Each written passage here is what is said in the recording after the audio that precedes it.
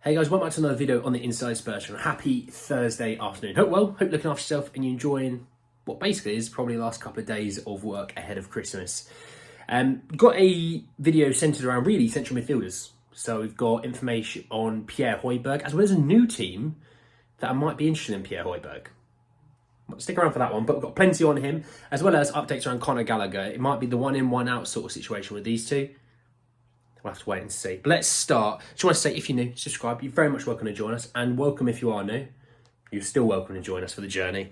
And let's talk. And I'm going to start actually around Pierre-Emile Højbjerg. And I've got a few different things to talk about when Pierre Højbjerg, so stick around. The first one is from Sky Sports and Lyle Thomas, who said that Juventus are also interested in Pierre-Emile Højbjerg, who is out of favour at Tottenham. Potentially a decision to make for Spurs. An attractive offer is made, given Yves Bissouma is headed to African Cup of Nations. Juve inquiring about several centre mids. Look, we've spoken about Juve in terms of why they're inquiring. They've got basically a situation where they're down two midfielders, potentially one more in Adrien Rabiot in the summer, leaving on a free. So they need midfielders, right? He would suit the Serie A. The style of play suits Pierre Højbjerg. It does, you know. You think he was what? He was very good under Mourinho. Mourinho's in the Serie A. He was very good under Conte. Conte's won the Serie A God knows how many times. He suits the Serie A absolutely to the T. Like he would do very well in the Serie A. So it doesn't shock me that, you know, we've seen Juve interested in him. It doesn't shock me that we've seen Roma interested in him. You know, Roma obviously having Mourinho there right this second. If Spurs are to move him, they're going to want to replace him. And I still think, regardless of him moving on, they want to bring in a midfielder anyway. So if you do move a Højbjerg, you then need to replace him. So then you need two midfielders. That's why I say it's difficult to move him or a Giovanni Lo Celso this window, but I would say next window, yeah, for sure, both would probably be gone. Just on Gio, I don't know. He probably got more of a chance of sticking around than Højbjerg does, I would say. But again, I don't even see him kicking around for too much longer. From Troy Ekeshire in the Athletic, he said, as things stand, the situation with Pierre-Emile Højbjerg is that Ajax are among the interested clubs. But they're aware that Tottenham don't want to loan the midfielder without an obligation to buy, and so aren't confident of getting a deal done. Højbjerg himself is keener to move to Juventus if they were to push for him. That's obvious. We're not going to loan Højbjerg out and say, come on back in the summer, mate. No, we either sell him or we have a loan with an obligation to buy. That means you can then consider that money to use towards a midfielder this month, even, let alone summer. Sorry.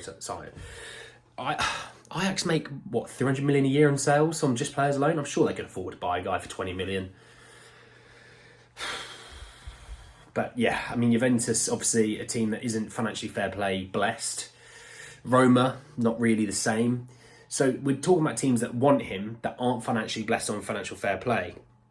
DiMarzio, they said Juventus likes Pierre-Emile Højbjerg from Tottenham, who gave an opening to the loan with a redemption obligation. So this is translated, so I'll kind of help you out with this one.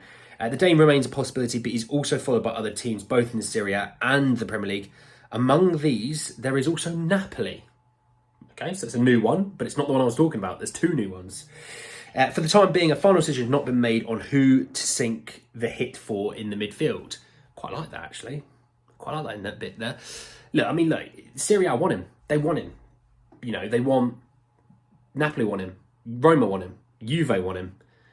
It doesn't shock me. It just doesn't. You know, for a guy for 20 million, 28 years old, you know, he's been around in the Premier League for a long time. He's a stalwart of the Danish national team. He's a good leader. He would suit the style of play in the Serie A. It doesn't shock me that any of those teams wanted him. But the one I wanted to come to, which shocked me the most, was from Mundo Deportivo, who said that super agent Pini Zahavi, who represents Tottenham midfielder Pierre-Emile Højbjerg, met with Barcelona president Joan Laporte last night to discuss the club signing the Spurs player. And that was the new one I wanted to talk about.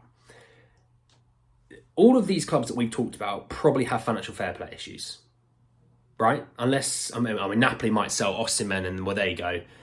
But I don't think I think he signed a new deal. He's going to be probably sold in the summer. So obviously you might get a loan with obligation from Napoli. That's potential. I mean, Barca are looking to potentially do a bit of a fire sale and create funds to get new players in. You know, Rafinha, Ferran Torres,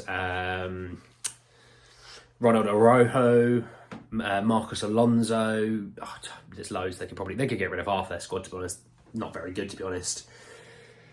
But in reality, these clubs we're talking about don't have the money right now. So if you are moving Højbjerg, it has to be with an obligation, because we don't really technically want to get rid of him. We're not going to be pressured into a loan with an option. A team's not going to come to Spurs and go, haha, we're the only team that really want him, so we're going to get an option to buy on him.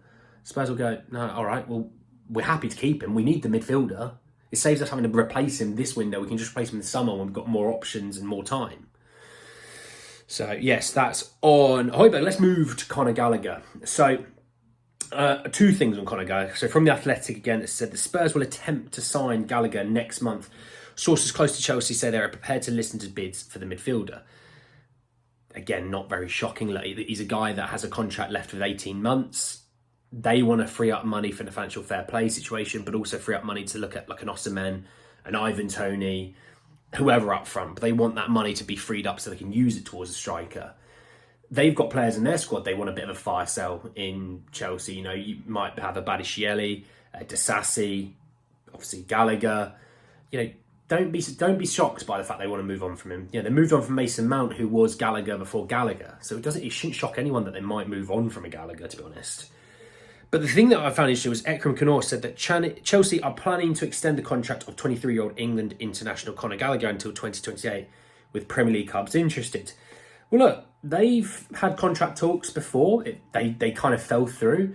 I don't know what it could be. Is it because Gallagher wants more money? Does he want certain promises? What that situation might look like? Obviously, Chelsea are probably more happy to pay on the higher end of the wages. But also I think Chelsea might look at it and go, yeah, but we can't keep paying everyone crazy amount of wages. We have to deal with financial fair play. If that's the situation, we just keep handing out big contracts. But Spurs don't. Spurs is room with financial fair play. Tons of space. It's always nice to have that space. There's no point. It's like I said about Jota. There's no point bringing in a guy who was in the SBL and failed in the Saudi League and paying him 150 grand a week. I'm not interested in that. You can have 60. Bring yourself down to a level that you should be at, not where you've been overpaid by Saudi, you know? Same with any players. Like, the idea that we bring in a player, yeah, pay him 200 grand a week, it's fine. Pay him 200 grand a week, it's not fine. Because if he doesn't work out, it's so hard to move him, a la Tanguy and Ndombele. You know, you earn that contract, you earn up to that money. Heung-min Son, you know, Maddison's not on that kind of money. Romero's not on that kind of money. You know, some of our best players aren't that, but there's only one guy that is, and that's the captain, who's been here for God knows how many years now. So, yeah, plenty there to sort of dive into. I do see Chelsea and Spurs talking about Gallagher. May not go anywhere. Spurs may even make a bid that doesn't go anywhere. But I see them having conversations about him this month. I see Spurs being busy on the Højbjerg front, but only getting a move for him if they have a deal that's good enough for them. So, plenty of exciting things ahead. Anyway, guys, that's the end of the video. Hope you enjoyed it. Drop a like on the video if you did. Hit in the comment section below your thoughts, feelings about the Gallagher Højbjerg little swap, you know, one out, one in. Thoughts, feelings about that? Subscribe to the channel if you're new, hit the bell notification for more. But anyway, guys, that's the end of the video. I'll see you all very, very soon. Take care, guys.